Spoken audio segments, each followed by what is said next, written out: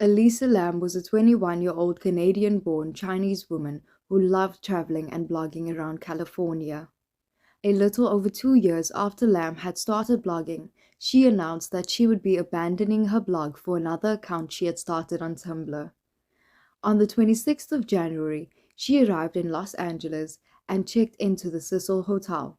Now, she was initially assigned to a shared room, but roommates quickly started reporting her exhibiting strange behavior, such as leaving notes for her roommates that said "go away" and "go home," and would even lock the room's door and require a password for entry, which resulted in her getting moved to her own room after just 2 days.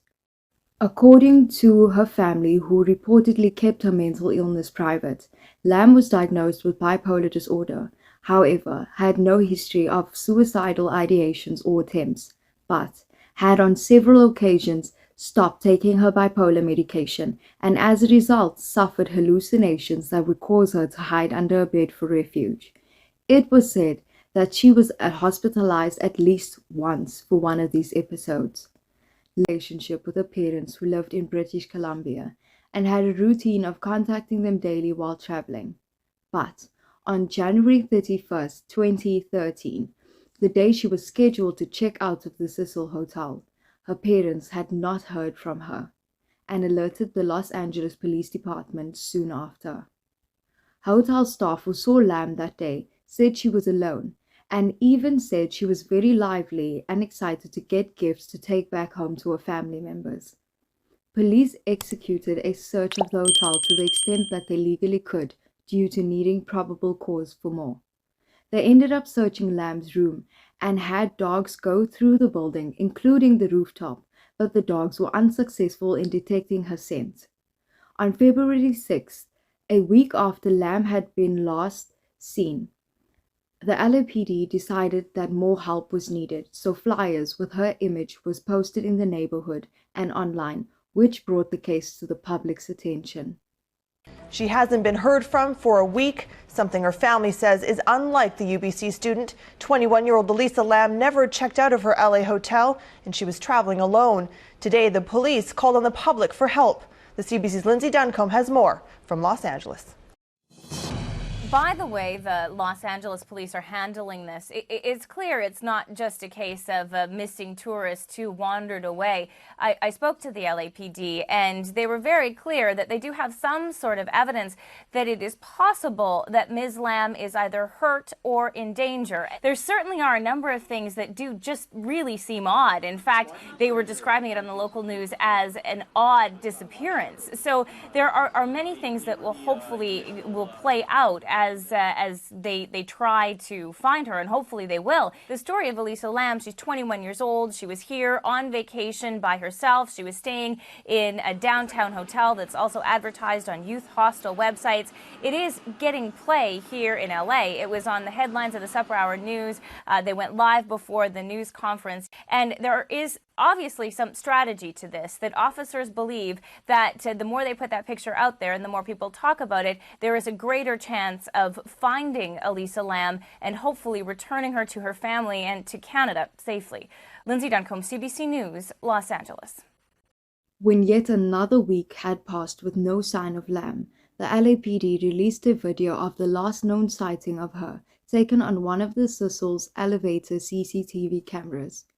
In approximately 2.5 minutes of footage, Lam, who was seen alone, makes unusual moves and gestures. She appears to press every button on the elevator panel, peers into the hallway, then leaves the elevator at one point while its doors remained open. When the doors fail to close after she returns, she leaves and then just vanishes without a trace. This video drew worldwide interest in the case due to Lam's strange behavior and has been extensively analyzed and discussed. Several theories emerged to explain her actions. One was that Lam was trying to get the elevator car to move in order to escape from someone who was pursuing her.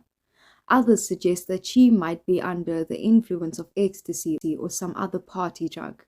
And when her bipolar disorder became public knowledge, the leading theory was that she was having a psychotic break.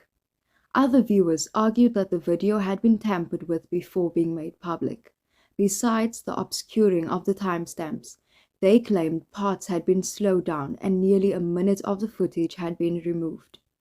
This could have been done to protect the identity of someone who otherwise would have been in the video, who was either related or not related to the disappearance. Now, while the search for Lam was underway, the guests at the hotel began complaining about low water pressure. Some even claimed that their water was colored black and had an unusual taste. On the fateful morning of February 19th, Santiago Lopez, a hotel maintenance worker, went to go investigate the water issue by inspecting 4 of the 1,000-gallon tanks located on the roof, which provided water to guest rooms, a kitchen, and a coffee shop. Through the hatch, he saw Lam lying nude and face up in the water, clearly deceased at this point. On February 21st, the Los Angeles Coroner's Office issued a finding of accidental drowning with bipolar disorder as a significant factor, as her toxicology tests soon noted that the concentration of her prescription drugs in her system suggested that she was under-medicating or had worst stopped taking her medications recently. While the investigation had deemed how Lam died, it did not initially offer an explanation as to how she got into the tank into the first place, as there were no ladders for immediate access. To make matters worse, doors and stairs that access the hotel's roof are always locked, with only staff having the passcodes and keys, and any attempt to force them open would supposedly have triggered an alarm. However, the hotel's fire escape could have allowed her to bypass those security measures, which is coincidentally near the window where her scent was lost. With a disturbing development in the search for a young Vancouver woman in Los Angeles. Nearly 3 weeks after Elisa Lam went missing, a body has been found in a water tank on the roof of her hotel. Sinjin Alexander is tracking this. And Sinjin, the obvious question, is it her? Yeah, I just spoke to the LAPD again, and her body has only just been removed, so it is early. What we do know, it's a woman in her 20s. This is what it looks like at the Cecil Hotel in LA. You can see officials surrounding a water tank. This morning, someone complained about the water pressure at the hotel. When a worker went to investigate, he found the body inside. 21-year-old Elisa Lam went missing on January 31st. She'd been staying at the Cecil. This surveillance video shows the UBC student acting strangely the night she went missing. Once again, the LAPD saying the body has just been recovered. The coroner now has it. So at this point, it's a coroner's case until the person's identified and we know the cause of death. So this means we don't know how this woman died or if this is foul play, and those answers may take a few days. Tamara? All right, thanks a lot for this, Sinjin. In September 2013, Lam's parents filed a wrongful death suit, claiming that the hotel failed to inspect and seek out hazards in the hotel that would have presented an unreasonable amount of risk or danger to Lam and other hotel guests, and were seeking unspecified amounts of damages and burial costs. The hotel, although with a history of horror stories, essentially claimed plausible deniability, and unfortunately for the Lams, the suit was later dismissed. Thank you for watching. Don't forget to like and subscribe. Hope to see you soon.